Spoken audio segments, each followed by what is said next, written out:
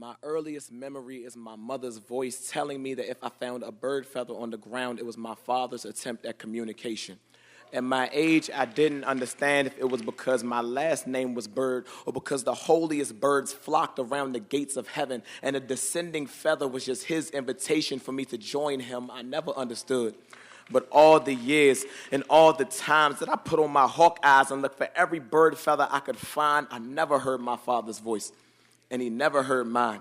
But Daddy, just in case you could understand this, you shouldn't have been taken from me. I know it wasn't your fault, and I know it wasn't my fault, but I just feel like I could have done something more. I was only 2 years old, too little, too late to do anything to change the outcome, too young to understand that I need more pacifists than pacifiers, too small to realize that you had planted your roots with 2 different family trees, but too dumb to assume for 14 years that meant that you were just like those other deadbeat daddies. But thank you for the stereotypes that you did beat Daddy Manny.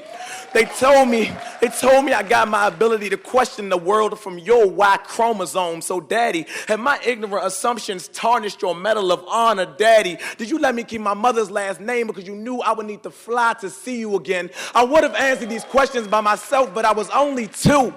You climbed the staircase to heaven before I could walk, so I couldn't follow you. But if I could have, I would have been right by your side. I apologize for not being as good at that hide-and-seek games you taught me how to play. But everybody knows that when you play games with kids, you're not supposed to win. I guess I'm sorry that I'm inadequate, that I'm not what you stood for. Mansoor Ibn Salahuddin, I'm sorry I'm not Muslim. I'm sorry I crave red meat, even if it means your approval is at stake. That I'm currently picturing you in a Christian afterlife. That I'm currently straddling the line between agnostic and assimilation, when I'm just too open-minded to sacrifice my religious unbias for the confines of a kufi. But Daddy, you're the reason I love math so much, because there were too many unknown variables in your cold case equation, and the only person who knows all the answers is someone who mastered trigonometry before I hit grade school. Please excuse my metaphors, but I'm just trying to discover if they speak a different language in heaven, and if they do, I'm determined to make love to Rosetta Stone until I discover a way to communicate with my father that I'm sorry,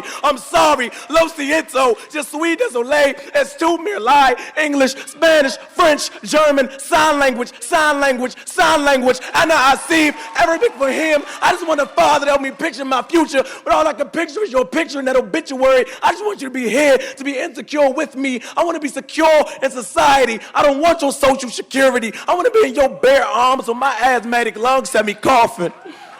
But now I only want to bear arms against the bare arms that put you in that coffin. There's a Second Amendment to my apologies. I'm sorry I want so much. I just want a father. I just want you to know that in those 2 years, you were my warrior, my strong Trojan. Even if I was the result of a broken one, I just want to know how you feel.